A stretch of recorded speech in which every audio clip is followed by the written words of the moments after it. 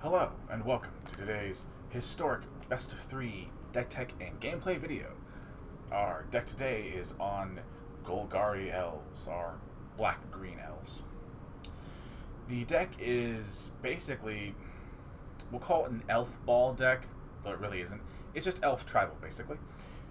And in Kaldheim, we got a couple new little toys that I wanted to add into the deck, giving elves a new spin that it didn't necessarily have before.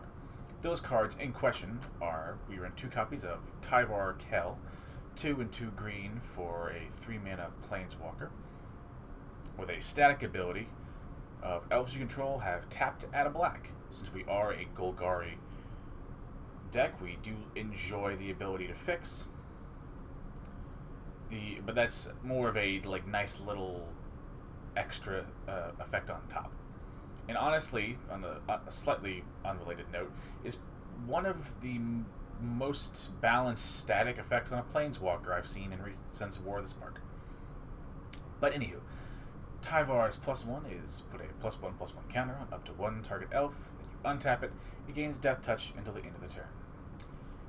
This is just, again, besides adding to the planeswalker's loyalty, to Tyvar's loyalty, it's nice to, say, grow particular elves in question. The Death Touch can be relevant sometimes.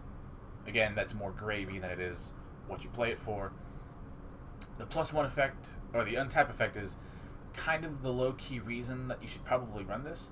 Being able to say, on turn 3, tap a Llanowar to play the Tyvar, and then say you can untap with Tyvar's +1, say a Llanowar elf, and then hit for damage, not having lost the tempo of having to take a turn off to play it, is a very useful thing. Or, in a similar vein, being able to, say, tap an Elvish Archdruid for 3 or 4 mana. If you have a Tyvar Kell, then you can untap it and get another 3 or 4 mana.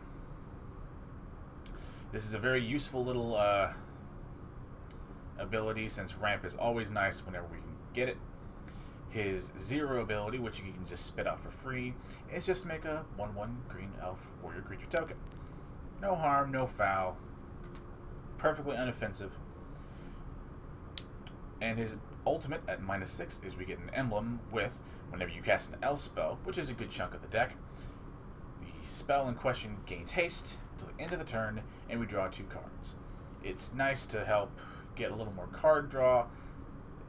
This Golgari version doesn't necessarily lack for card draw, but the haste is something we do sort of lack, and more card draw is never really a bad thing. Now, with the second big piece of the Kaldheim elf synergy that got added, we'll be putting in, is Harald, King of Skemfar, 1 a black and a green, for 3/2 legendary elf warrior. It has Menace, which is nice, seeing how elves don't usually have a lot in the way of evasion. It can be more relevant than one would think.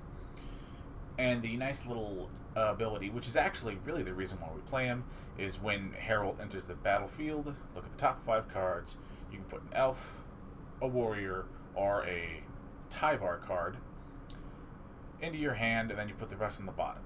Now, for the sake of our example, in the Golgari Elves deck, it's really an elf card or Tyvar card. It's just basically a 3-mana, 3/2 with Menace that replaces itself. Of course, assuming that you hit something with it, which again, bricking it does happen. The other 2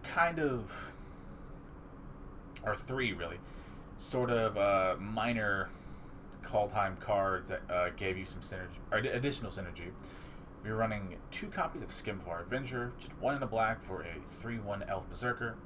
Whenever another non-token elf or berserker, again in this case it's elves, that we control dies, draw a card, and lose a life. Again, we like card draw. We don't go as wide as some other elf builds. We go pretty wide, but we're not making 1,000 little tokens, but we're like a good solid little unit of a build. And again, we just like card draw, and the life loss is not terribly important, seeing how we are, at our core, a pretty aggressive deck, though you could argue we're like somewhere between like a hybrid of an aggressive deck and like a mid-range deck. For the other other two pieces of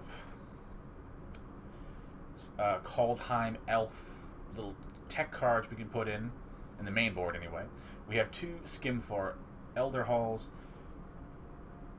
The Elderhall enters the battlefield tapped, and it can tap for green, and for two black and a green, we can tap and sack it to give one target creature we don't control -2/-2 until the end of the turn, and you make 2/1/1 green elf for your tokens.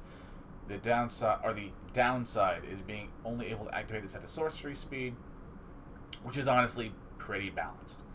It is nice to be able to have a removal ability on a land, as well as an ability to make 2/1/1 elves. Both of these things are very nice to just have on a land that you can just kind of sit on until you need it. The other bit is we are running two Faceless Havens. Faceless Haven being a snow land that you can activate for 3 snow mana, and it becomes a 4/3 creature with vigilance and all creature types, and it's still a land. Again, nice to have just a little creature you can turn on if you need to. I know in other builds, like my Merfolk build that had Faceless Haven in it, I would run more, but this deck is a little... How do I word this? We need like good access to colors early on.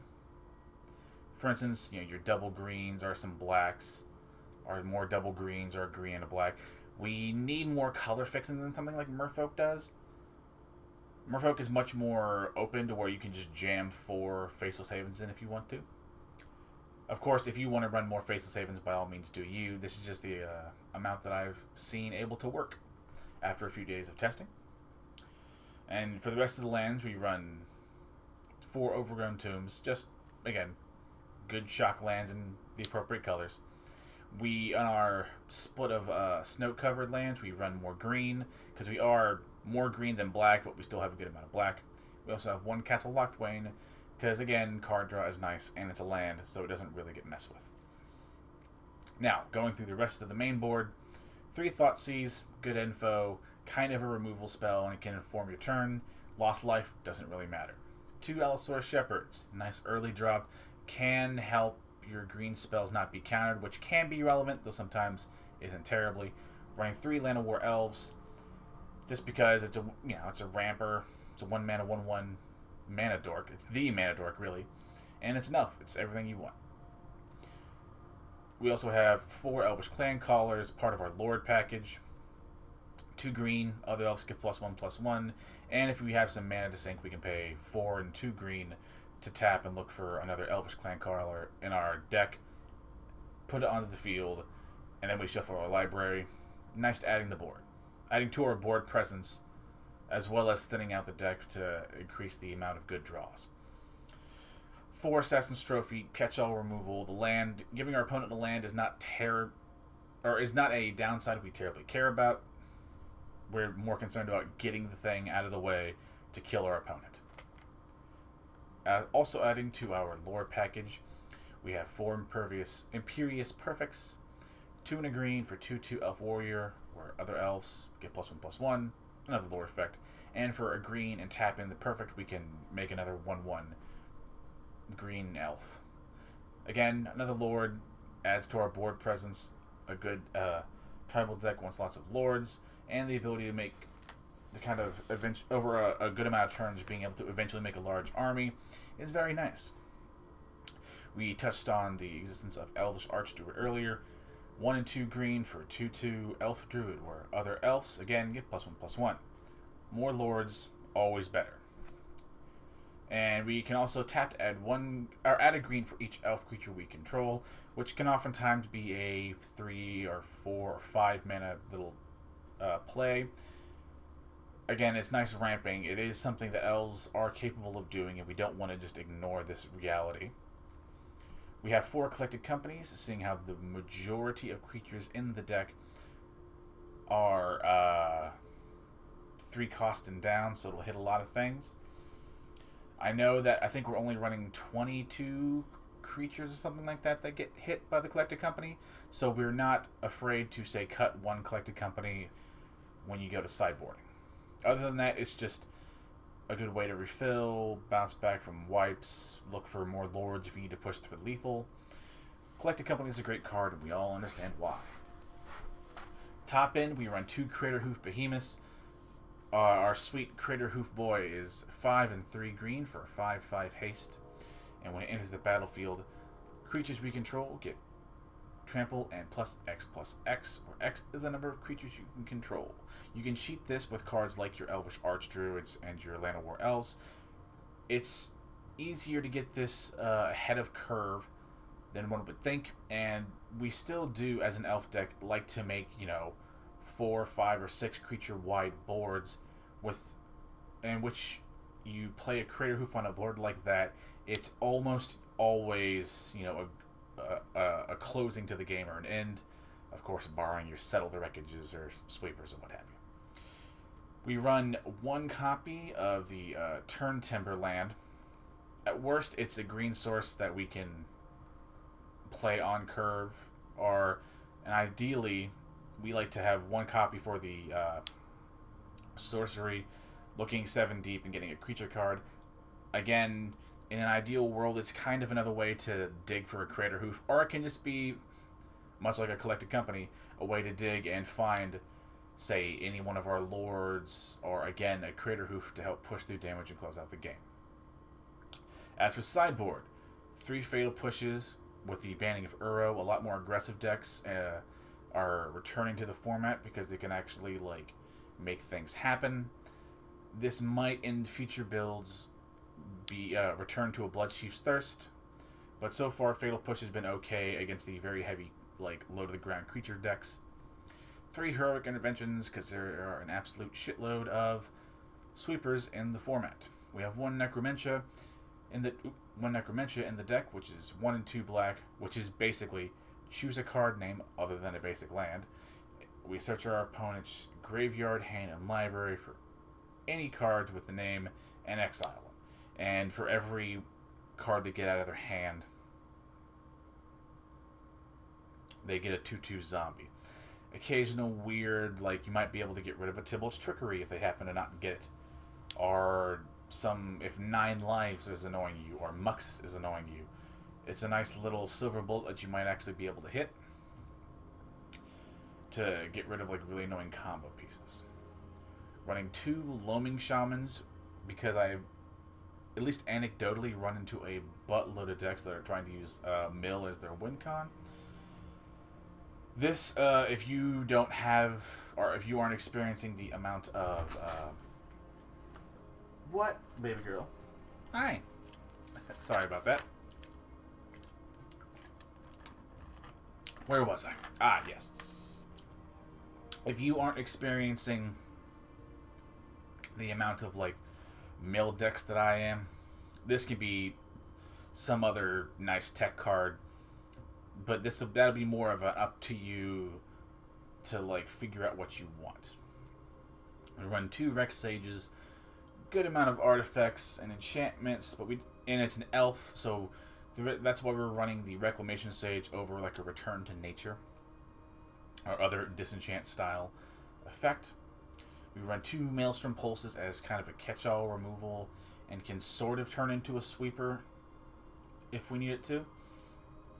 And the other and last little bit of Kaldheim tech for elves that we got is Skemfar Shadow Sage, which is 4 and a black for a 2/5 elf cleric. And it enters the battlefield, we do one of 2 options. An opponent loses X life, where X is the greatest number of creatures we control that share a creature type in common. Of course, for our sake, this will be elves. And the other option is you can gain X life, where X is the greatest number of creatures you control, blah, blah, blah, blah, blah. Basically, when Skemfar Shadow Sage comes into play, we either deal damage, even though it's not.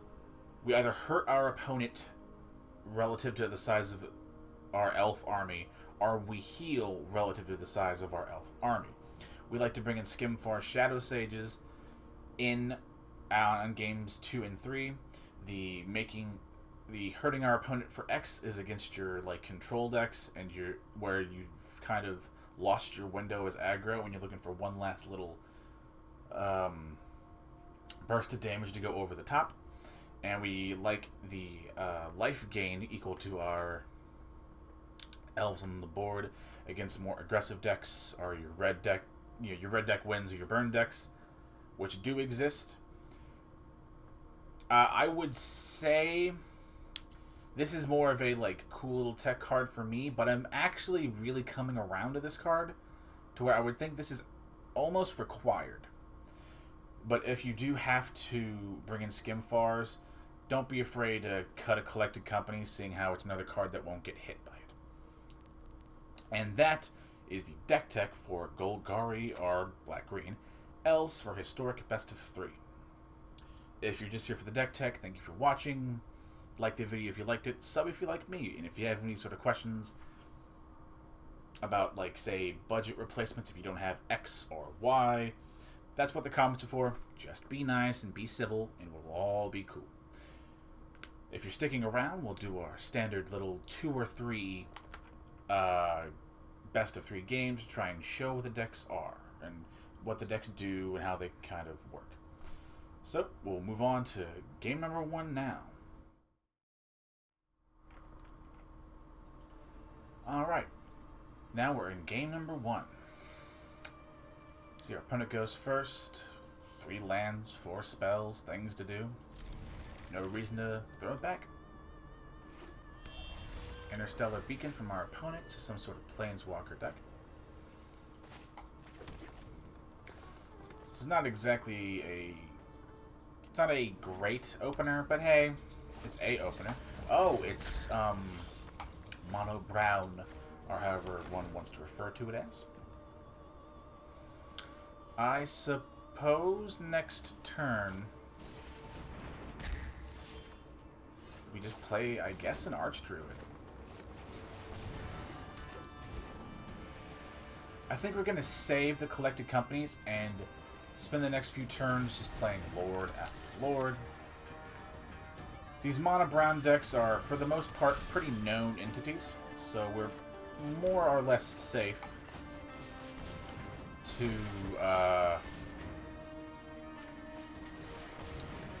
just try and build a board up and go wide and go over it. I believe game 2, or once we get to the sideboard, it kind of sucks, but we expected that. But again, game 2 and game 3, we will likely just bring in the Rex Sages and some Maelstrom Pulses, seeing how this deck loves to run a lot of like extra copies of cards in question. We'll get the Allosaurus Shepherd and the Skemfar Avenger. We'll go ahead and tap the Elvish Archdruid for 5 mana, playing another collected company, getting another Perfect, and we'll get a Harald, getting more card draw. I mean, another Herald's a bit of a weird one. Go ahead and play the other Elvish Clancaller. See, and this, I'm so happy we happened to, just make sure, yeah, we're still recording. I'm happy that this kind of was our first experience with the deck.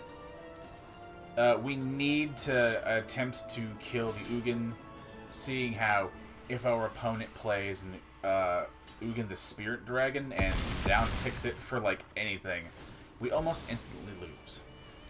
Because of the existence of Ugin the Spirit Dragon, we might also bring in a the Narc, whatever the hell it is.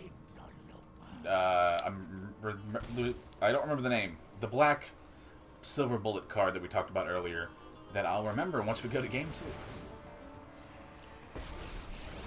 Our opponent has to find something right now.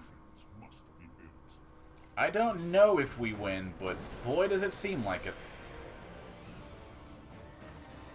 Next turn, we can Allosaurus Shepherd, use its activated ability to make our entire board 5/5 base creatures on top of the 1, 2, 3, 4 Lord effects, so they'll all be getting +4/4 plus the 5/5 buff to their base stats.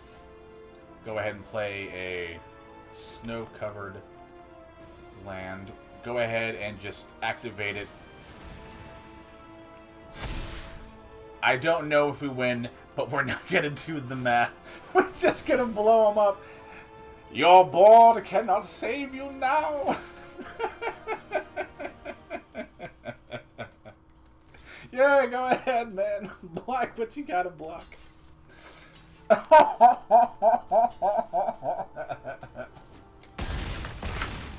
That's amazing.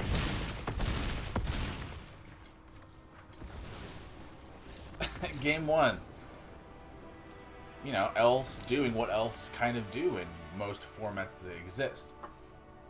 Again, bringing some Rex Sages, a couple Maelstrom Pulses. Necromentia, that's the name. We'll probably cut 1 Collected Company, seeing how we brought in more non-creature spells, so it's more often than not probably won't hit. We'll cut down on 1 Harald, since it is nice but not super required. Might actually cut a couple of Assassin's Trophies, seeing how we want to kind of go aggressive.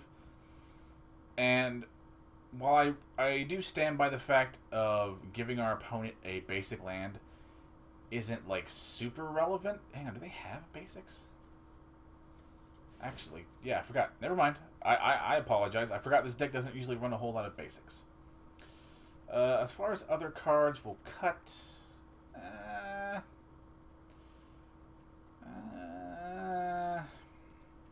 it's a weird one. Honestly, might cut another Collected Company. And maybe a Thoughtseize can go and 1 Land of War can go. I haven't run into a mono brown deck in a while, which is always nice. See what our opponent brings in post board.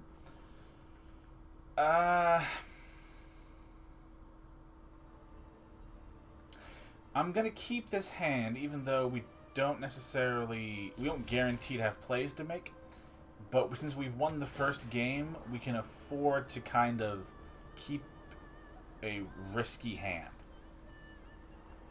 But really, we only need to draw into a land or a Land of War. Especially for moments like this. We will likely, assuming nothing crazy comes down from our opponent, go ahead and play the Elvish Archdruid.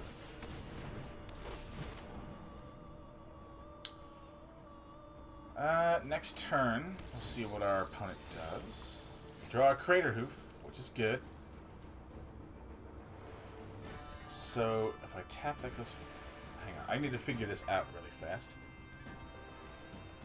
So, if I play a Land of War for a green...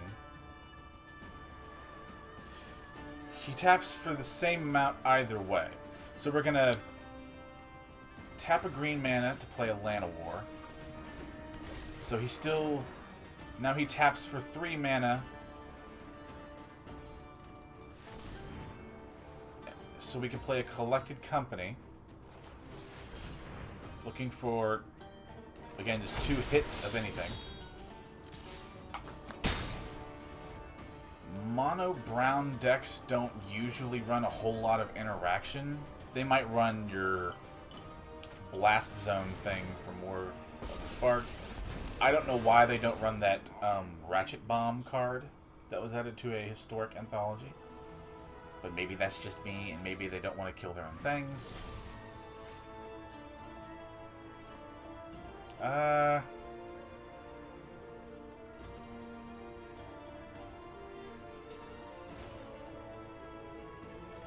Go ahead and play the Crater Hoof. We're not going to do exact math, we're just trying to kill him.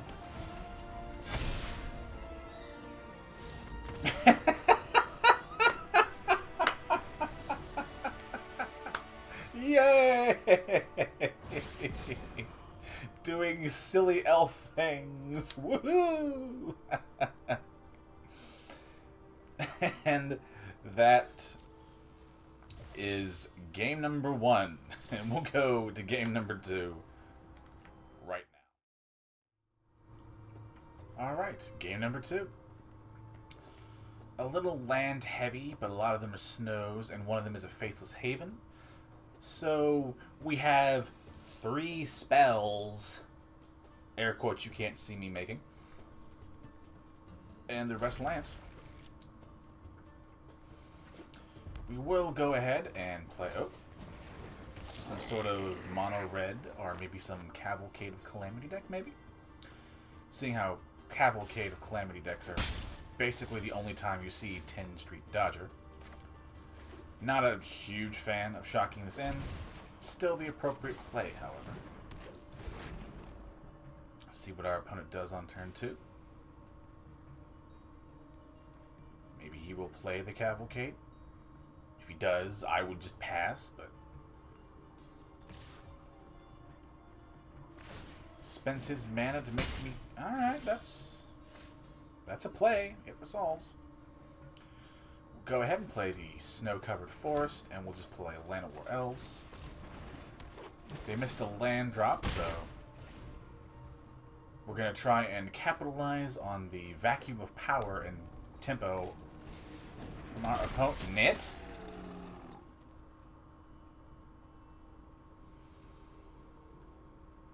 I'm actually going to take this block. Again, that might, pardon my French, but it might bite me in the ass later, but I actually believe it's the correct play. We'll go ahead and play the Imperious Perfect. Just going to try and out-aggro this deck, game 1. See what we can learn from our opponent's build. A 10 Street Dodger and a Forbidden Friendship.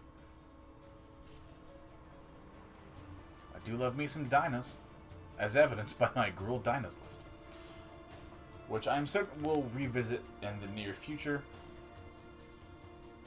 but we shall see. Is our opponent here? Oh, there's a rope. You're after my own heart. Don't make me cut this game. Okay, there we go. Yay, I don't have to do more editing. Another Forbidden Friendship. Do either one of these have relevant creature types? I see humans being more of an issue. Of course, we were going to block something regardless of the circumstance. I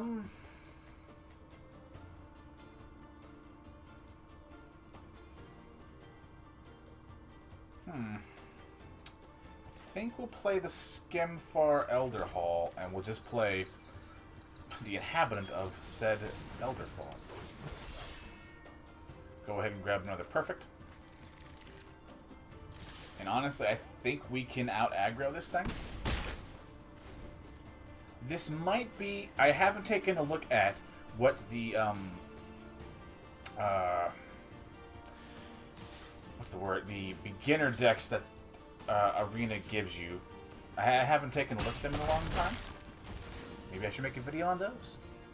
If you think I should, comment down below. Hey! Ooh, a skew with a Chronic Spire opponent. Hi, baby girl. Another goddamn. What? I am baby, Dad. Please pet me. I know, I love you. Daddy trying to play a game. I know. He acknowledged. Go relax. I'll go cuddle with you later. We'll go ahead and play a Haven. Play a Perfect.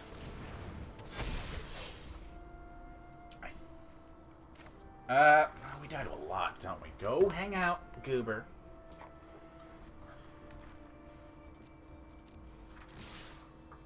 We'll leave a Perfect behind.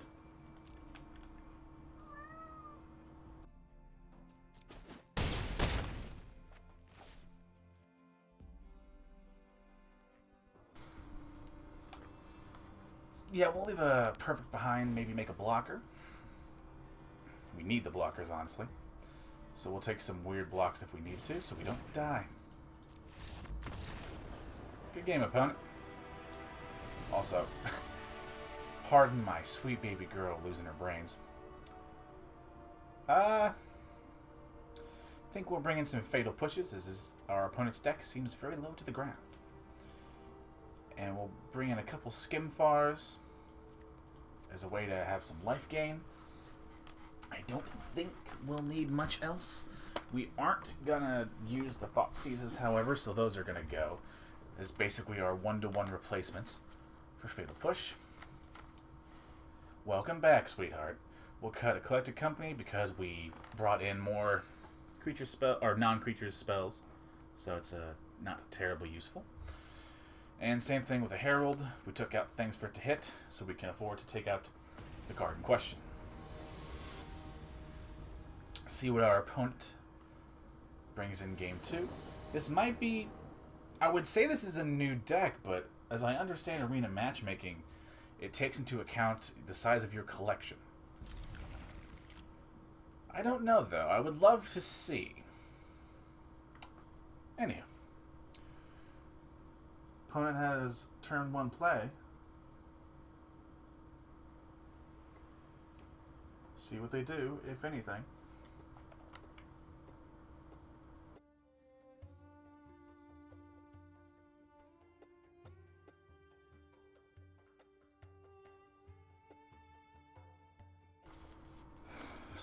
Come on, opponent.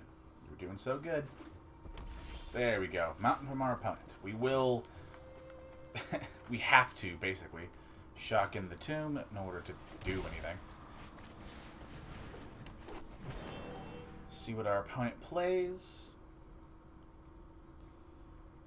Maybe we shock in another tomb and play a Clancaller. Or maybe we bring in, or shock in a tomb and bring in a perfect. Or we can play an Elderhall and just play a Clancaller. That does take a turn off, but as a hybrid of like an aggro and a mid-range matchup, we do have the ability to kind of pivot into a more controlling game. That is, if our opponent is here to play. There we go. Maybe in a mobile user?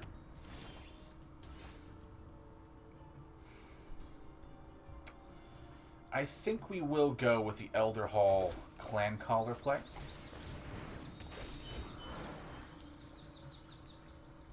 We could play a Tomb and a Tyvar Kell next turn. Now we might just make a Elf Warrior for free with a 0 ability. Another mountain from our opponent. We did call it. It is a Cavalcade deck. Giving us 10 Street Dodger. Evasion. Is that from walls or from haste? Oh, defenders, not walls per se. Ooh, we need to go back to Defender Tribal with Arcades. That's going on the deck list. Might not happen soon, but it will happen. Because I love silly tribal things that by all accounts don't work. But you can get them to work more consistently. I am beginning to think our opponent might be a mobile user.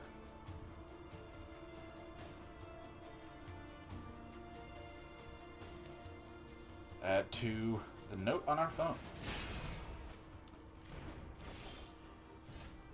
Defender Tribal Bant? Question mark? Now, I guess the question is,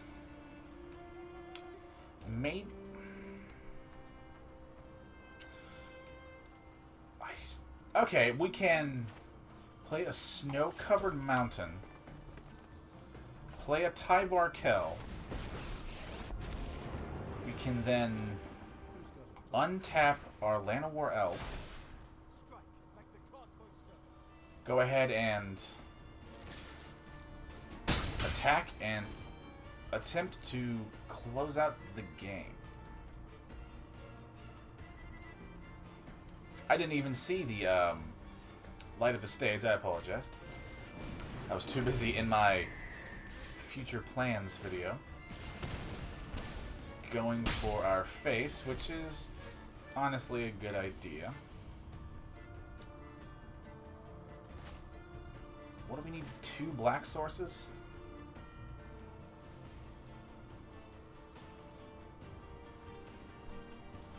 I guess we can do... This is going to be such a weird roundabout way to do this.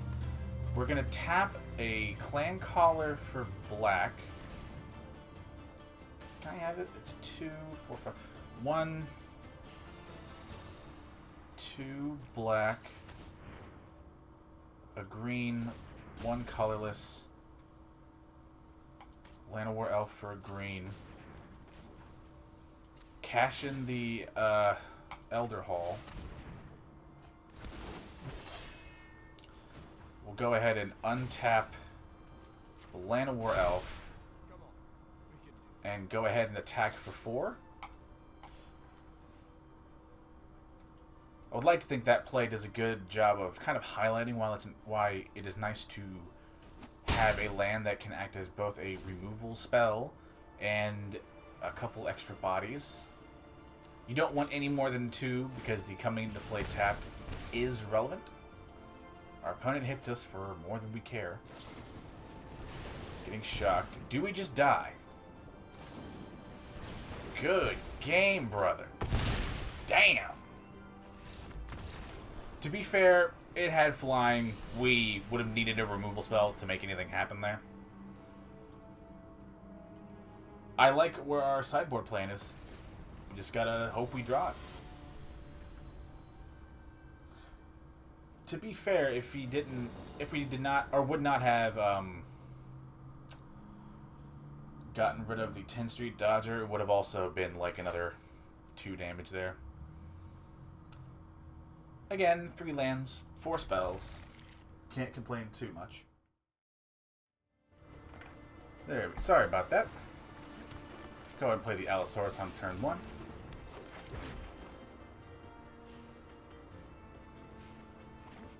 Pardon the jump.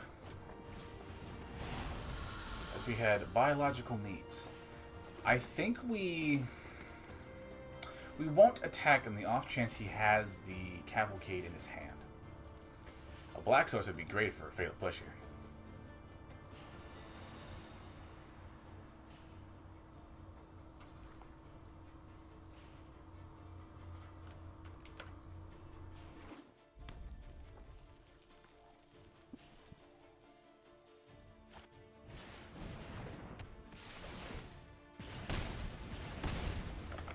Kind of like that.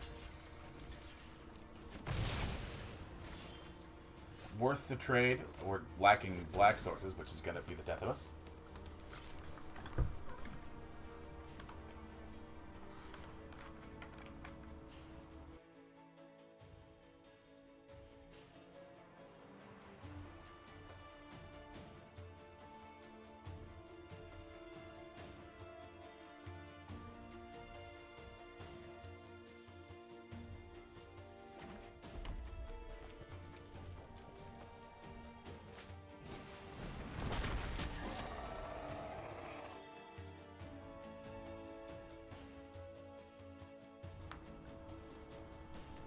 Let's see, forbidden friendship from our opponent.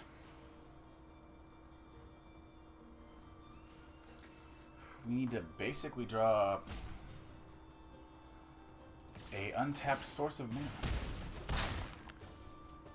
And we'll probably play a collected company. Try not to die. And we didn't. Okay, we just have to pass. Sometimes you just don't draw the thing you need. That is very painful.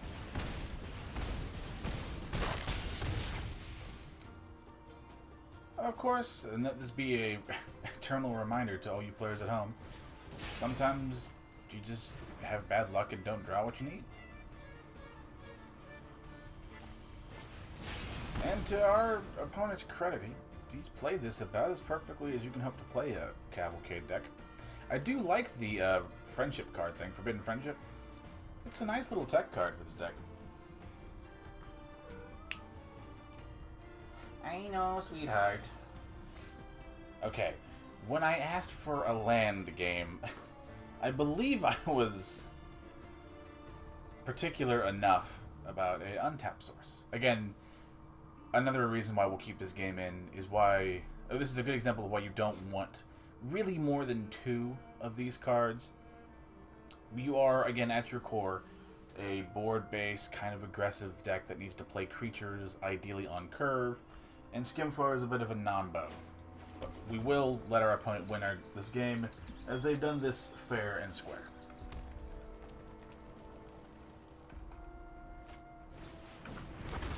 Another Forbidden Friendship from our opponent, but that's a good game. If he is on mobile, or if they are on mobile, let's not be rude and assume, or on mobile, might actually take some time to input actions. So there is that. Come on, brother. I'll give you 10 seconds.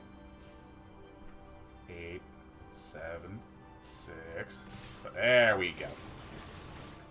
One more good game. Our opponent won, fair and square. With honestly a very good budget build. Cavalcade of Calamity is a nice little deck if you're looking to get into the format and you don't want to play like Soul Sisters.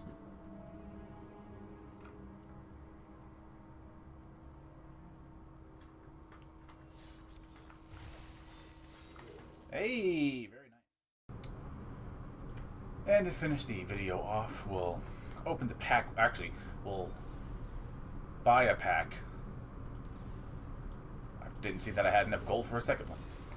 We'll open these 2 packs and then we'll show the deck list one last time. See what we get. Ah, Finn, a man after my own heart. Another Skemfar, very nice. And the second pack. Another Maskwood Nexus. Pretty cool. And again, we shall show the deck one last time. Oh, we'll do the good layout. Here is the deck one last time. If you all would like to try it on your own, I encourage you to. It's very fun, honestly. The only recommendation that I might have is Fatal Pushes might turn into Bloodchief's Thirst. But other than that, the deck's pretty good. Pretty fun, honestly. It's very rare and wild card intensive, but once you get it, it's a fun deck. It can be very explosive. But with that out of the way, thank you for watching. Again, like the video if you liked it, sub if you like me, and comment if you have questions down below. Just keep it simple. With that, stay safe. I'm pulling for you. We're all in this together.